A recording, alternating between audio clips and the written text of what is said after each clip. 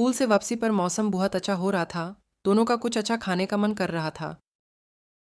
आज पकोड़े खाने का दिल कर रहा है। हाँ, वो भी कुछ चाट पता है, जैसे मिर्ची के पकोड़े। यम। आज हम अम्मी से मिर्ची के पकोड़ों की फरमाइश करेंगी।